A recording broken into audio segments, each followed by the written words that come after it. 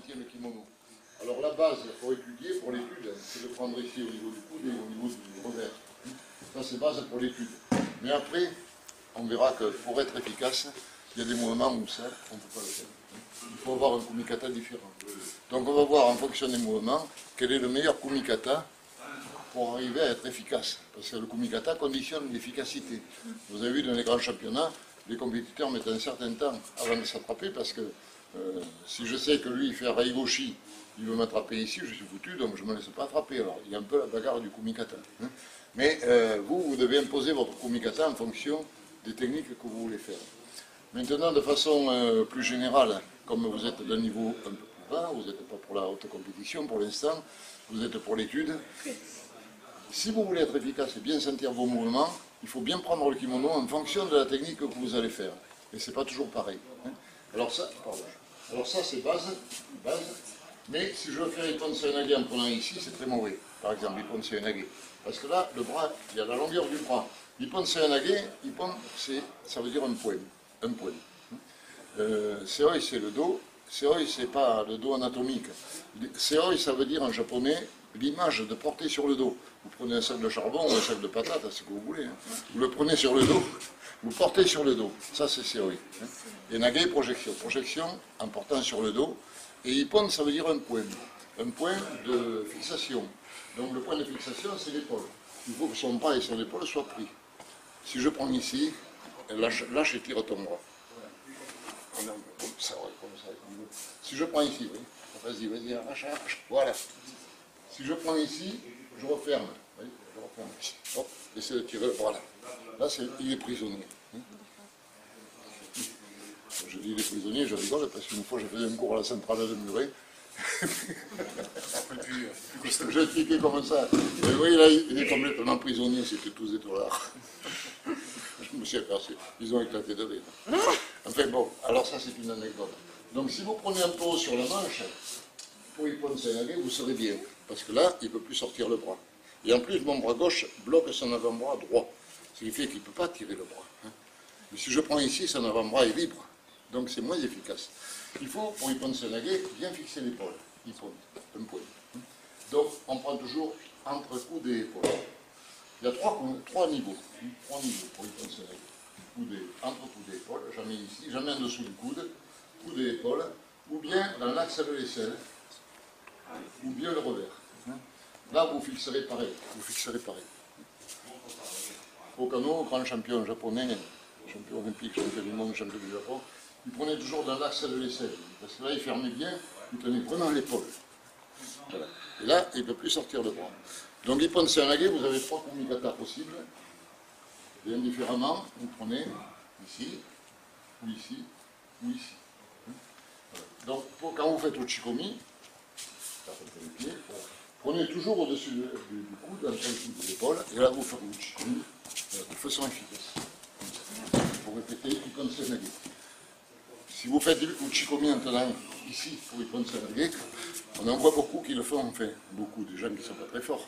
Donc ça, c'est nul comme ça, faire Ippon Seoinage comme ça. Mais moi, j'y arrive pas parce qu'il y a trop de longueur. Là. Pour bien fixer l'épaule, il me faut tirer très loin, vu qu'il y a beaucoup de longueur. Alors que si je prends ici, je n'ai pas besoin de tirer loin. Je ferme de suite. Vous comprenez ça?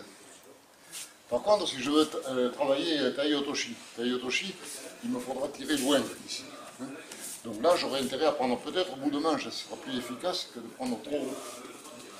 Si je fais Tai Otoshi, dans le kake, je vais tirer vers le bas, c'est vers mon genou. Donc ce sera mieux d'avoir un kumikata plus bas. Si je suis ici, tu résistes un peu, hein, il est costaud, il ne veut pas venir. Si je suis ici, j'arrive plus à tourner. Mon épaule est bloquée par ce kumikata trop court. J'ai intérêt, si je veux tourner mon épaule, à prendre plus loin pour pouvoir dégager mon corps. Donc pour Tai Otoshi, par exemple, il vaut mieux prendre en bas. Pour Morote Seoinage, si je prends en haut, Morote Seoinage, il faut que je place mon poignet droit sous son aisselle. Poignet droit sous l'aisselle, pour Morote Seoinage. Donc si je prends trop haut, je laisse un peu le coude. Comment ouvrir cet angle? C'est difficile d'ouvrir un angle. Alors que si je prends en bas, là je vais pouvoir ouvrir de façon beaucoup plus efficace. et passer ensuite mon poignet sous l'aisselle. Donc Taiotoshi, Morote Serenage, il vaut mieux prendre en bas. Ippon Serenage, il faut prendre en haut. Araigoshi, Anegoshi, Uchimata, il y a plusieurs façons. On fait la base, c'est sous le cou. Parce que là, je vais pouvoir monter ici. Tu sais, comme jamais. Si je monte ici, si je prends ici pour Araigoshi, Anegoshi, Uchimata, s'il plie le coude, lui, tu plies, tu ramènes ton coude pour pas te laisser embarquer. Et là, il est plus fort que moi. Mais si j'ai pris dessous et que mon poignet se retourne sous le coude, là, il ne peut plus retourner. S'il tire, c'est lui qui se déséquilibre. En fait, le poignet se met dans cette position, et au moment d'attaquer, je le retourne. Et je monte. Et là, il ne peut plus plier le coude. Plie le coude en arrière, et il ne peut plus. Donc ça, c'est le meilleur Fumikata pour les techniques de hanche. Vous allez faire une expérience amusante. Mettez vos mains comme ça, comme si vous demandiez un peu de pognon. Ne comptez pas sur moi. Ramenez vos coudes vers vous. Vos coudes descendent. Hein? D'accord? Donc quand les mains sont en supination, comme ça, le coude descend. Si les mains sont en pronation, ramenez vos coudes s'écartent et montent. Ouais, ça c'est de la mécanique. On appelle ça biomécanique. Hein? C'est mécanique anatomique. Donc, si je veux garder mes mains comme ça, en supination, et tirer en haut, c'est pas possible. Donc, il faut tirer en tournant le poignet. Comme si vous débouchiez une bouteille. Oui. Ça, je sais qu'il y en a qui comprendront mieux. Hein. Vous débouchez une bouteille, allez, hop. J'ai vu ça qui sourit. Alors, je prends dessous. Évidemment, je ne peux pas prendre comme ça d'entrée. Il faut que je prenne en supination. Mais quand je vais attaquer, je vais passer en pronation. Alors certains professeurs disent, c'est une image, on attaque en regardant sa montre. Oui. Voilà. Dédé aussi, tu pourras regarder ta montre pour venir au cours. Il est toujours en retard. Mais c'est une blague. Alors là, hop, toujours, vous voyez, mon poignet est en pronation. Donc il part en supination. Oui. Alors quand je fais Uchikomi sur Araigoshi, pronation, supination, pronation. Et là, je sens que ça ouvre sa garde. Et en même temps, il ne peut pas, comme mon poignet est comme ça, sous son coude, il ne peut plus ramener le coude. Alors que si je suis là, dessus, il peut plier le coude. Donc pour Araigoshi, Anegoshi, Uchimata, c'est mieux là. Quelquefois, il y a des c'est pas toujours vrai. Hein. En fonction des circonstances du combat, on peut le faire différemment aussi. Mais ça, c'est les bases. Hein, les bases. Alors, Ippon Serenage, tenez en haut. Araigoshi, Anegoshi, tenez en haut aussi, mais dessous. Parce que là, il s'agit de lever. Si je lève en tenant dessus, puis donc coude en arrière, j'ai pas d'efficience là. Comme ça tient pas bien. Si je suis dessous, là, il peut moins. Mon poignet comme ça, là. Voilà. Alors je prends ici. Là, il ne peut pas ramener son cul. Si je suis ici, il peut ramener son cul. Alors pour Morote, c'est différent parce que Morote, il vaut mieux prendre en bas. Dès que mon bras est ici, là, il est déséquilibré, il ne peut plus ramener le coude non plus. Taiotoshi, pareil. Taiotoshi. Voilà. Et donc, suivant les mouvements qu'on fait, c'est pas toujours pareil. Quand on fait Osotogari, technique arrière, si je prends là, quand je rentre dans Osotogari, tu vas tirer ton coude aussi, pareil. Voilà. Je n'ai pas, c'est un Fumikata très efficace. Si je prends comme Ippon Serenage, mais sur le côté maintenant, quand je vais venir là, pardon, quand je vais venir là, pour Osotogari, je vais tirer ici, c'est-à-dire ici. Et ma poitrine va venir devant son bras. Donc là, vous voyez, son bras fait un V devant mon poitrine. Son bras est en V. Et regardez, le W, derrière mon bras à moi, est en V sur sa poitrine. D'accord. Hein? Vous remarquerez, ça fait W. Hein? C'est une image. Hein? Voilà. Donc ici, Osotogari pour moi. Hein? Voilà, regardez, de l'autre côté, pareil. Pourquoi je tire à 45 degrés? Parce que, imaginez, vous portez une valise très lourde quand vous partez en voyage. Pourquoi vous vous penchez de ce côté? Parce que si vous prenez une valise très lourde sans vous pencher, forcément, vous êtes amené par le poids de la valise dans ma main droite, je suis amené sur le pied droit. Et moi, ce qui m'intéresse pour Osotogari, c'est de le fixer sur le pied droit. Donc l'idée, ça va être de faire à la valise. Hein, voilà, je tire ici, cette direction. Voilà. Si je tire ici, il n'y aura pas forcément un bon déséquilibre. Et en plus, quand moi je vais pousser en arrière, si lui maintenant monte le coude ici, comme ça, monte le coude, attends, au moment où je le fais, si je monte son bras et si je monte le coude, c'est moi qui vais tomber en arrière. Donc pour Sotogari, il ne faut pas prendre dessous, il faut prendre côté. Côté, et là maintenant ici, hop, tirer vers mes côtes. Voilà. Je sais qu'il y en a qui font voir comme ça, hein. Ils font voir au Sotogari comme ça, mais ça, pour moi, c'est pas bon. Les spécialistes tirent en bas, ici. Là, comme ça, il est fixé sur le pied droit. Pensez, vous vous rappellerez le W. Parce que beaucoup font uchikomi sur le Sotogari sans se servir de ce bras. Il faut penser, quand je fais uchikomi, chaque fois, je dois renverser là. Renverser l'épaule. Il y a plusieurs façons. L'université de Tendri au Japon, ils coiffent l'épaule, hein, comme ça. Hop, ici.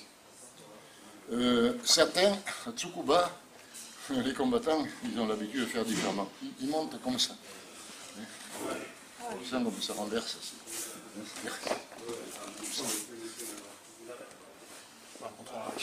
Ouais. Et ça permet de faucher d'en bas et de pousser très fort du haut.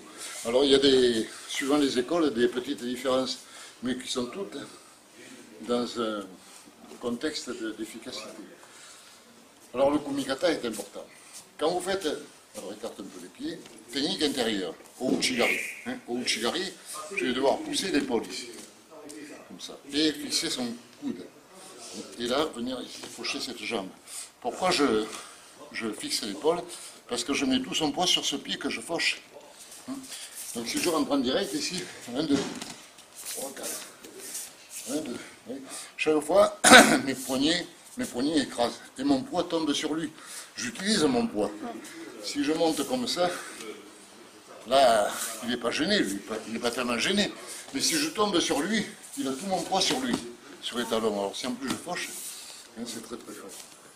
Quand on fait Kouchigari, si je fais ici comme ça, lui il peut éventuellement tourner avant cette épaule. Donc au Uchigari, il faut. C'est pas très agréable, mais comme si on mettait un uppercut. Hop, ici. Et là, regardez ça, ma main gauche bloque son coude contre ses côtes. Plus ça, mais il n'y a plus de bras. Et là, il n'y a plus qu'à faucher après. Hein, ça va tomber tout seul. Si je prends dessous, pourquoi Uchigari, il peut écarter le coude. Si je prends ici, il écarte le coude et il tire, en plus il me fait lâcher. Mais si je prends simplement ici, oui, même sans prendre le kimono, c'est la paume de ma main qui va serrer son coude. Ça. Voilà, c'est ça l'image. Pourquoi Uchigari fermé. Les techniques avant, en général, les techniques avant, c'est ouvrir. Ouvrir. Les techniques arrière, en général, c'est fermé. Ça, je fais un topo, je pense un topo dans l'ensemble. Après, on va le revoir mieux. Après, vous avez Uchigari. Qu'est-ce que je vais dire donc? Là, on a fait les techniques de hanche, techniques de bras. Yashibarai. Voilà, c'est des balayages, je cherche des balayages. Merci. Les balayages. Les balayages, vous avez fait maintenant kata, je crois, avec des dés hier. Hein. Mais si vous avez fait faire au Koreashibarai, j'espère que vous n'avez pas fait tenir ici. Je le connais, il connaît bien. Au Koreashibarai, si on tient ici un bout de manche, ça ne peut pas être efficace. Parce qu'on fait sur deux pas. Hein. 1 et 2, je vais attaquer. Comment je pousse? Pour pousser, il faut attaquer au Uchigari. Ici, il faut lui rentrer le coude. Il faut rentrer le coude. Vous balayez les deux jambes qui partent par là. Pour accélérer ce balayage, il faut rentrer le coude ici. Oui. Si pendant que vous balayez en bas, vous tirez en haut, je reste en équilibre. Mais si vous balayez en bas et qu'ici vous poussiez, ça fait comme une peau de banane. Donc il faut prendre sur le côté pour courir à Shibarai. 1 et 2. À la fin, on va ramener. À la fin. Mais c'est Kuzuchi, c'est Kuri. Les deux premières phases, pousser. Et troisième, à ramener pour accélérer la chute. Pour des Hashibarai, c'est pareil. Si je prends des Hashibarai ici, comme ça, quand ils avancent, je n'ai pas d'action sur son coude.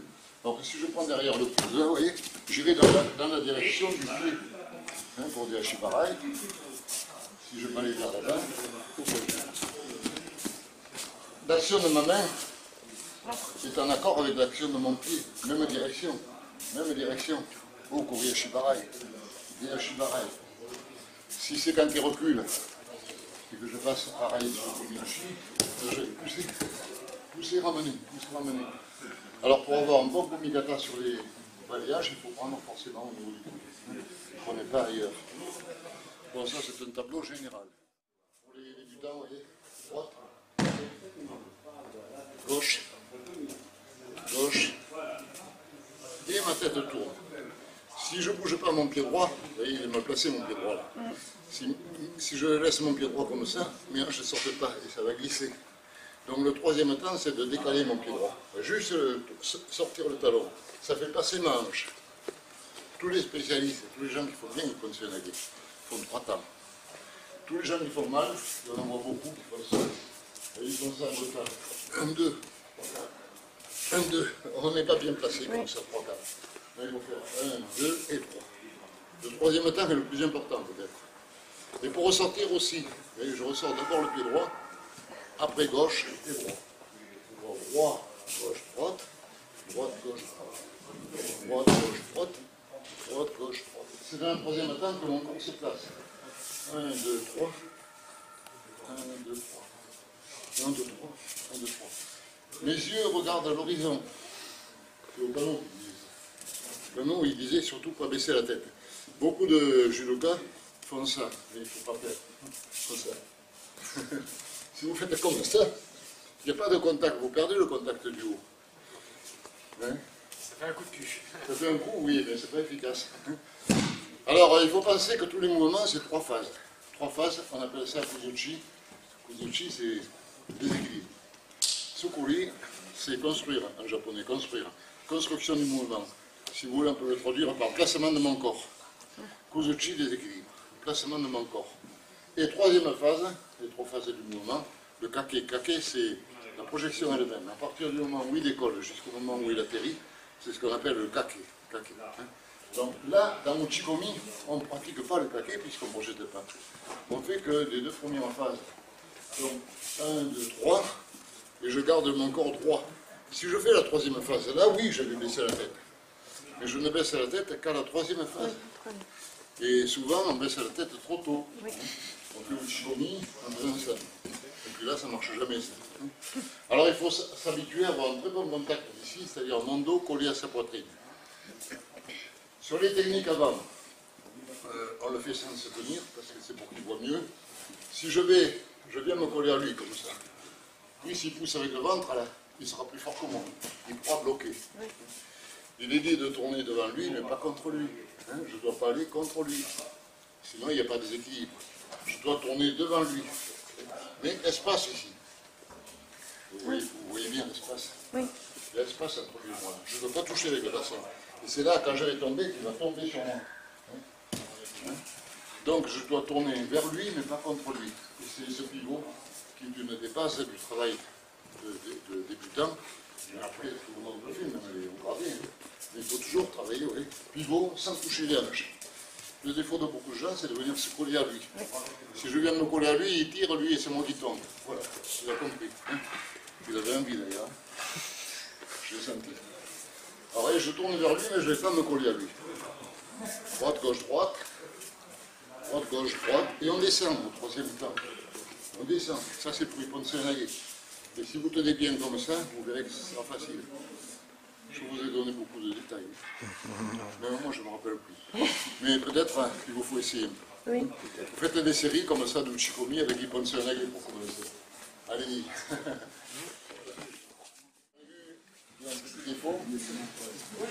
C'est un gros défaut. Quand je fais Ippon Seoinage, si je viens attraper ici comme ça, je perds beaucoup de force et de puissance. Si je la mets n'importe comment ou comme ça, on n'a pas de force dans la main. Donc il faut fermer le poing. Fermer le poing. La main est ouverte quand je la rentre. Et mon poing se ferme dans l'action. Dans l'action. Et, vous voyez, pronation. Mon petit doigt vient vers moi. Regardez ce que ça fait. Qu'est-ce qu'elle fait son épaule quand je fais ça? Elle avance. Comme ça, non seulement ça va le fixer, mais en même temps, ça accentue le déséquilibre, vu que ça, tout ça, hein, ça l'amène sur moi. Donc quand je fais du tension arrière, mon bras monte un peu et ferme. Trajectoire du bras. Ça, c'est pour renforcer la puissance dans le bras droit. Donc on va laisser encore un peu ici, oui. Comme ça.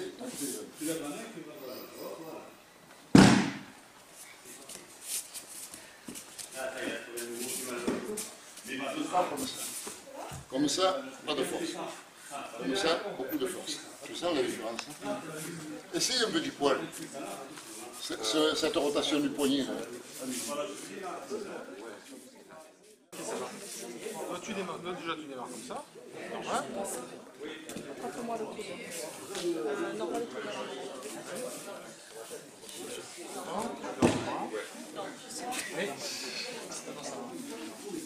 On va essayer de renforcer l'action du bras. Hein.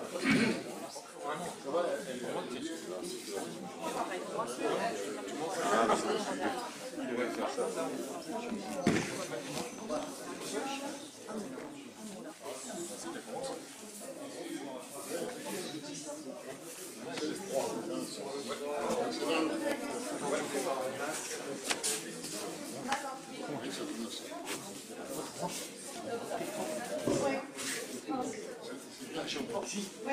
souple mais puissant. Merci. Il n'y a pas de poids. Je fais comme vous faites. Il n'y a pas de déséquilibre.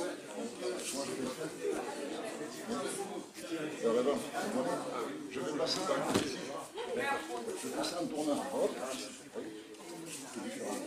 C'est un peu différent. Là, je vais passer vers l'avant. Mais si je fais ça comme ça, il n'y a pas de déséquilibre. Je vais faire ça. Comme ça, vous vous corrigerez mutuellement. Mais si vous ne le sentez pas pareil, vous venez là comme ça. Si vous venez vers lui, s'il tire, c'est moi qui tombe. Donc il faut que je fasse mon pression.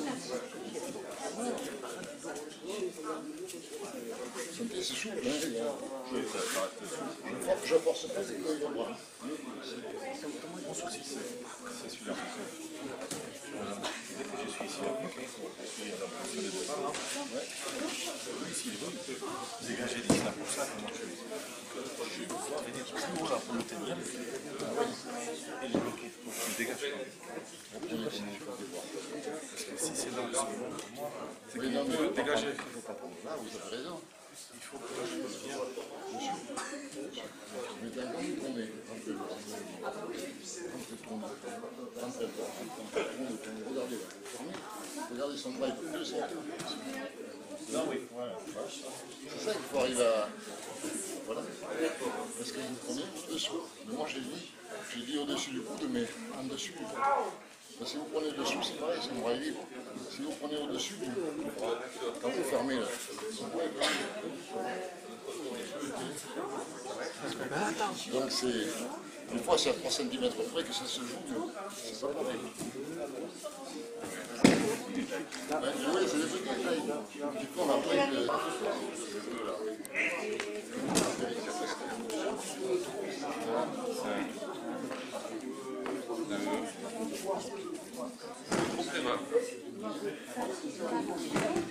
Avec le nom, mais pas les fesses. La technique, voilà, elle a touché le nom. On ne peut pas filmer.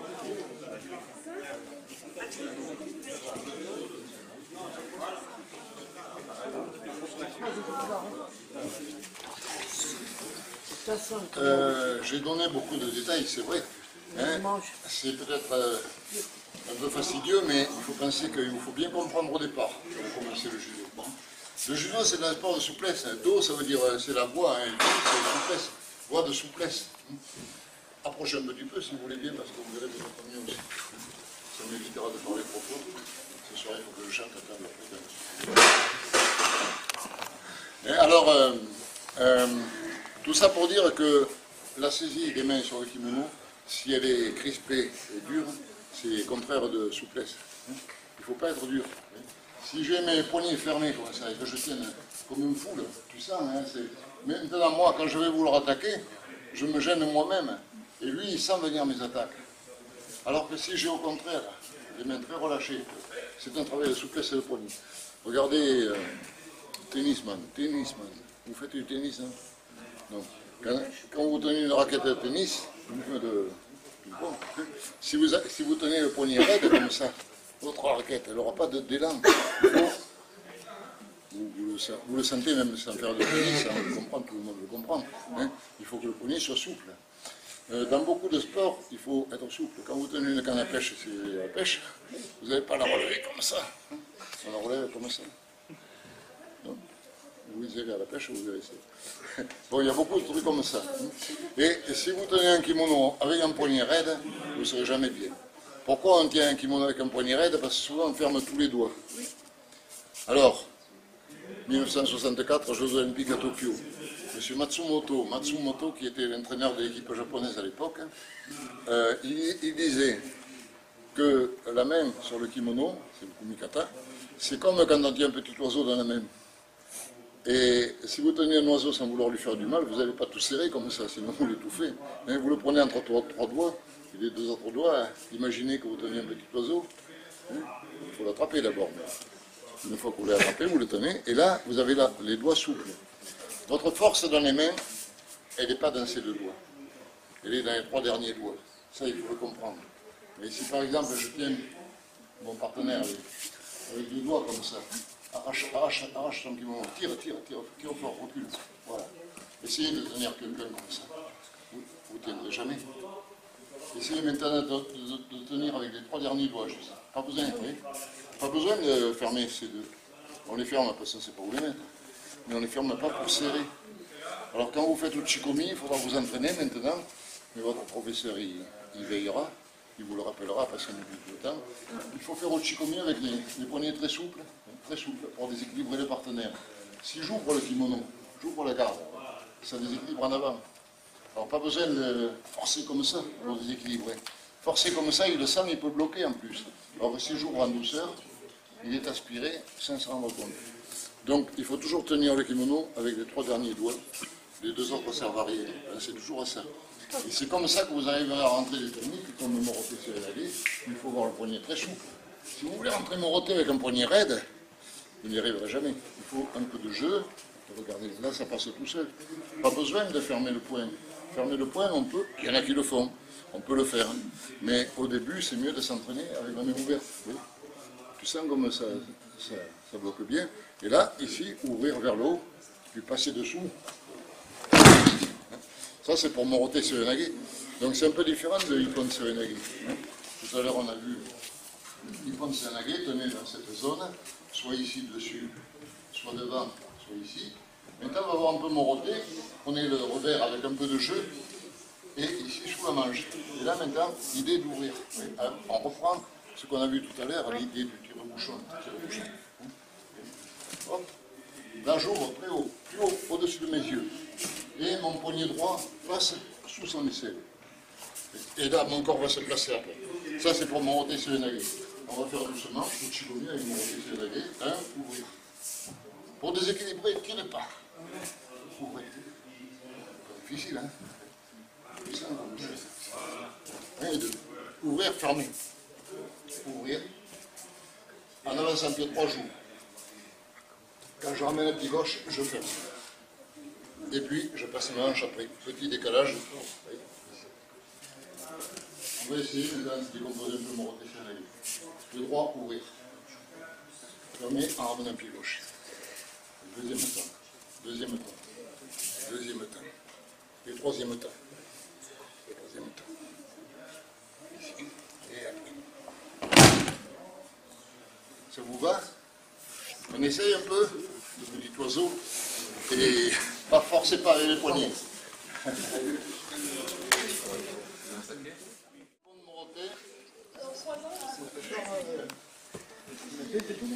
Avec les poignets souples. Tous les mouvements, c'est poignets souples. Vous travaillez avec votre corps. Pour travailler avec le corps, si vous voulez, le moteur, c'est le bassin. Dans tous les arts martiaux, que ce soit le jiu-jitsu, le taekwondo, le karaté, n'importe quoi, le moteur, c'est le bassin. C'est là qu'on est fort, le centre de gravité. Et c'est l'action du moteur qui est transmise par les poignets. Donc mes poignets ne sont jamais que des antennes qui transmettent l'action. L'action part du bassin et de mes déplacements. Donc ça, c'est important à comprendre pour tous les mouvements. Si vous voulez faire, on va essayer maintenant. Peut-être passer là, vous verrez mieux. Vous allez essayer en avançant mon pied gauche vers son gros orteil. Un peu en travers. Voilà, pied gauche, et là maintenant ici. Pied bras droit. Comme pour Moroté, on a ouvert, on a fermé. Ouvert, fermé. Kouchigari, direct. Comme si on lui mettait un coup de poing sous le menton. On évite de lui mettre quand même. Et mais là, je passe mon pied gauche en mettant mon bras sur le sternum. Et ici, l'action est vers le haut. Un, deux. Ça, c'est l'action de Kouchigari. Et si en même temps, avec l'autre main, je ferme le coude ici, il est fixé sur le pied droit. Après, il n'y a plus qu'à pocher le pied droit par l'intérieur. C'est Kouchigari. Pourquoi j'enchaîne sur cette technique? Parce que vous venez de faire Moroté sur un allié, et c'est un peu le même mouvement que Moroté pour le bras droit. Seulement, au lieu de venir aussi loin qu'à Moroté, en Kouchigari, on vient à moitié du trajet. Mais c'est important, pourquoi? Parce que par exemple, si vous prenez l'exemple de Isao Okano, qui a été champion olympique, champion du monde, champion du Japon, etc. Okano, lui, c'était spécialiste Moroté Kouchi. Et il mettait le bras pour les deux pareils. Il mettait le bras ici pour Moroté. Quand ça ne marchait pas, il poussait de l'autre côté pour faire un Kouchi. Et quelquefois, il faisait Kouchi, puis Moroté de suite. Il avait le bras droit posé dans une position où il pouvait toujours faire les deux mouvements. C'était un peu mixte. Alors, si vous voulez, on va s'entraîner à faire comme au canon, avancer, poser votre bras sur le sternum, au début. Pied gauche, bras droit. Pied gauche, bras droit. Pied gauche, bras droit. Deuxième temps, pied gauche, bras droit, en serrant le coude. Pied gauche, bras droit, en serrant le coude.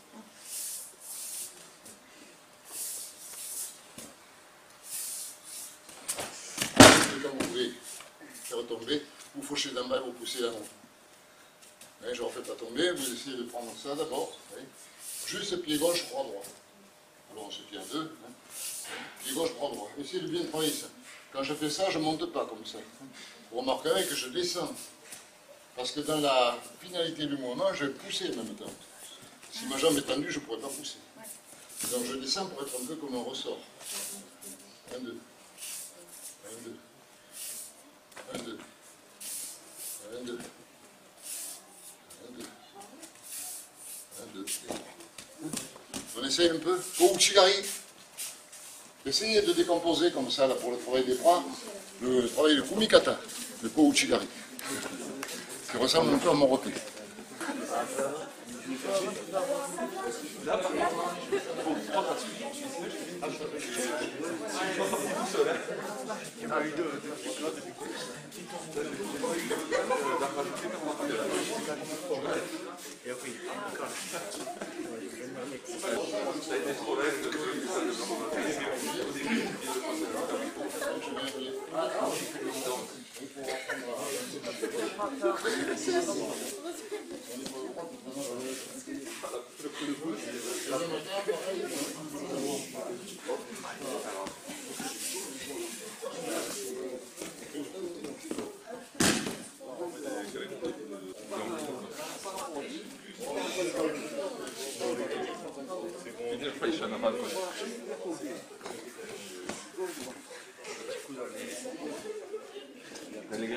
Vous faisiez la photo, vous faites la photo, vous faites la photo. Écartez un peu les pieds si vous voulez bien. Regardez, je vous ai proposé de faire ce truc-là, mais vous faites tous de face comme ça. De face, mais moi je ne peux pas rentrer là. Non, c'est un peu un biais. Et quand je lance mon pied gauche, mon épaule droite est en avant. Regardez, mon épaule droite en avant. Comme ça. Et après, je ferme le coude ici. Mais regardez mes épaules par rapport aux épaules de ma partenaire. Elles sont à 45 degrés. J'ai vu beaucoup d'entre vous, vous faites ça comme ça. Comme ça, après, on ne peut pas finir le mouvement. Non, il faut partir ici. Vous voyez, là, je suis fort pour pousser. Vous sentez? Dites oui, parce que sinon, je fais tomber. Donc, essayez, je vais vous faire sentir aussi. Et corrigez bien ça, parce qu'on ne peut pas rentrer de face comme ça, il faut rentrer ici. Je suis un peu en biais. Là, je serais fort pour pousser, parce que mon épaule droite est en avant. Mais si je mets deux épaules comme ça, il descend. Alors, pensez à vous mettre un peu en biais. Corrigez un peu cette petite faute. Si vous voulez vous déséquilibrer le partenaire, rappelez-vous ce que je vous ai dit tout à l'heure. Vous jouez le rôle d'une valise, pleine de lingots d'or, c'est lourd. Ouais, si c'est pour transporter de la laine, c'est pas marrant. Alors là, vous voyez, le poids va agir comme ça.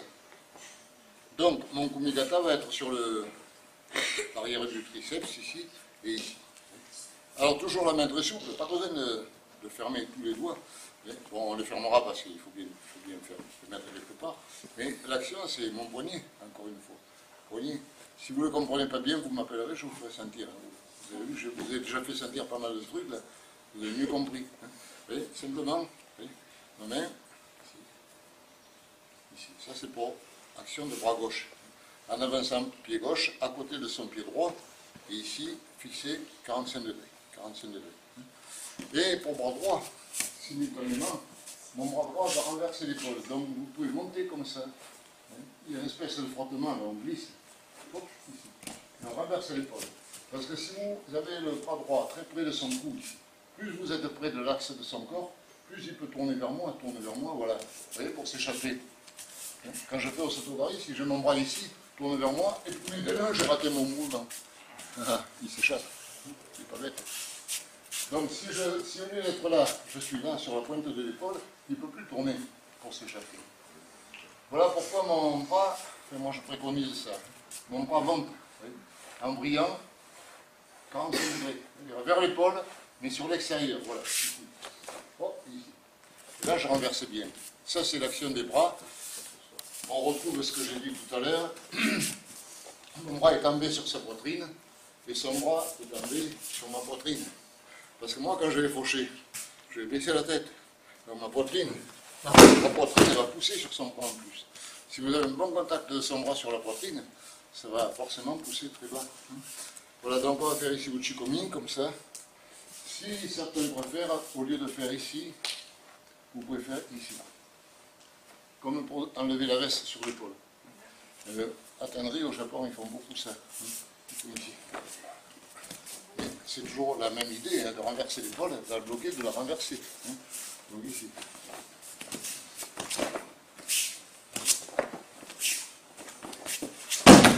Et après, faucher du bas. Faucher du bas avec un grand balancier du corps. Oh, Sotogari alors. Oh, ça veut dire grand. Soto extérieur. Gari, fauché. Gari. Les Japonais, ils appellent Sotogari. Oh, Sotogari. Il n'y a pas de son R en japonais. Nous, on a mis des R partout parce qu'on a traduit phonétiquement. Oh, Sotogari. Ça, c'est grand fauchage extérieur. Voilà, alors on passe là. Et après, le fauchage, c'est creux de genou d'un creux de genou. Mon pied tendu, ma jambe tendue. Une jambe est forte si elle est tendue.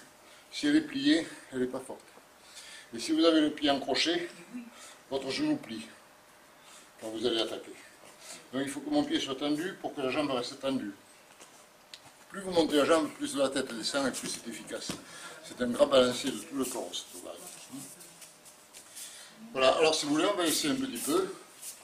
Il est nécessaire, si vous avez les deux pieds sur la ligne rouge, que j'avance à côté de lui. Même ligne, même ligne. Oui. Là. 1, 2. Travaillez les bras au début. Travaillez les bras.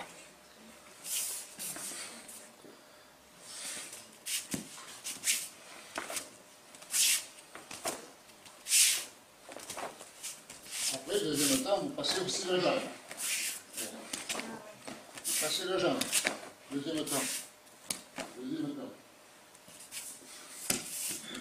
Je ne rentre pas trop près de lui. Sinon, il n'y a pas d'équilibre. Je rentre légèrement. Vous voyez, je l'entraîne avec moi. Voilà. Et après, on essaie un peu au chikomi sur le Sotogari avec un kumikata niveau du bras et niveau du col. Allez-y, on va voir ça. Je vais demander de faire un peu de jiu-jitsu aussi. Remettez-vous de ce côté, vous verrez mieux. Au Sotogari, c'est une technique qui marche très bien en jiu-jitsu. Par exemple, si l'adversaire vous me donne un coup de poing au visage, c'est les trois quarts des attaques dans la rue quand on se bagarre. Il y en a un qui vient vous mettre un coup de poing. Le même coup de poing.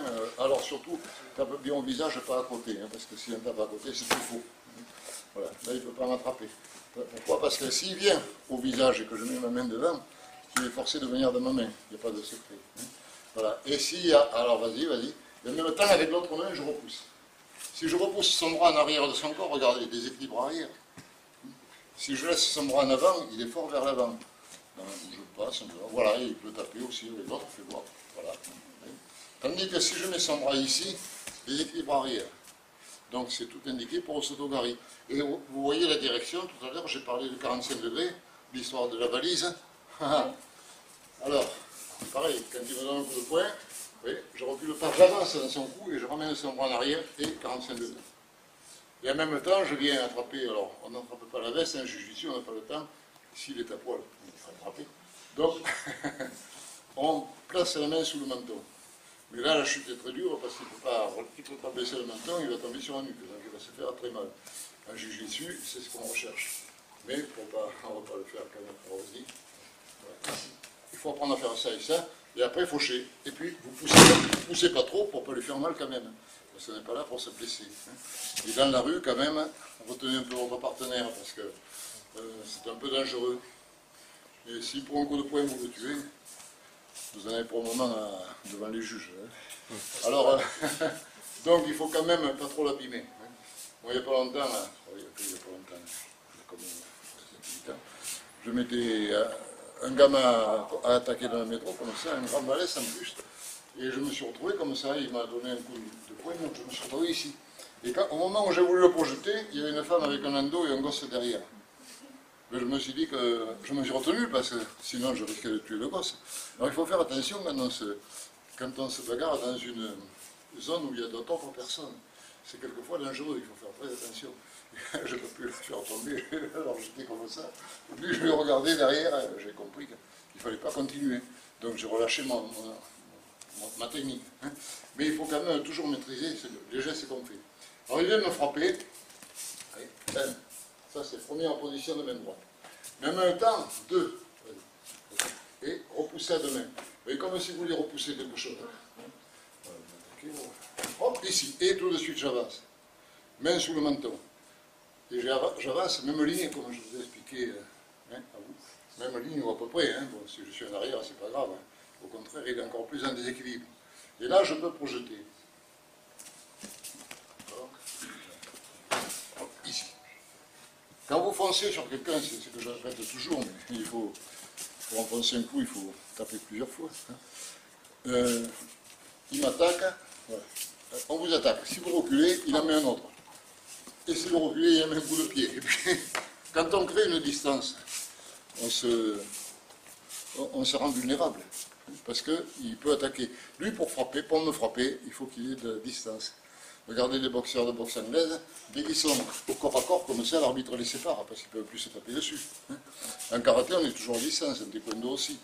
Pourquoi? Parce que dès qu'on est trop près, on ne peut plus. Quand on est trop près, on ne peut se battre qu'en corps à corps. C'est là où le judo gagne toujours, parce qu'on est en corps à corps. Hein.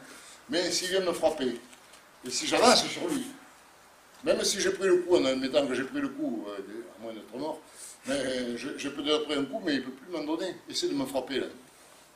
Il ne peut pas me frapper, c'est pas possible. Il ne peut pas me donner un coup de pied. Et moi, je suis bien placé pour mon Osotogari. Donc l'idée, quand vous vous êtes attaqué, ne reculez jamais. Il faut foncer sur le gars.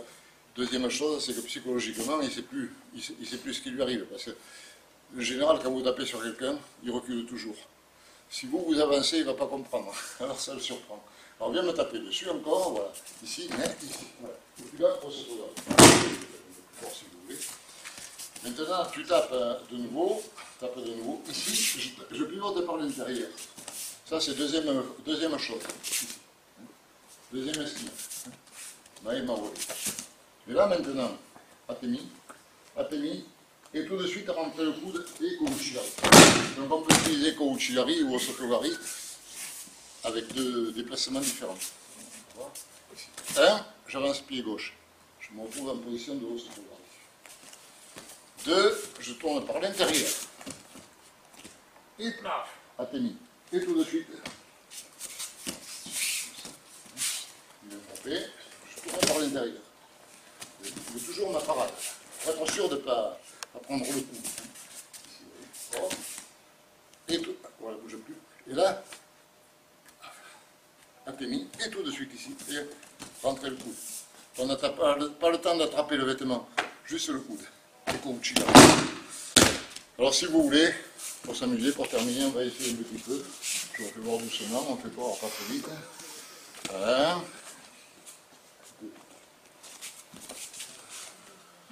Voilà. Vous essayez un peu. Si vous voulez, les ceintures blanches, vous essayez qu'une technique. Peut-être les deux, ça ferait trop. Vous en faites une des deux. Voilà. On ne peut pas les arrêter. On est parti. Elles sont parties à 100 mètres.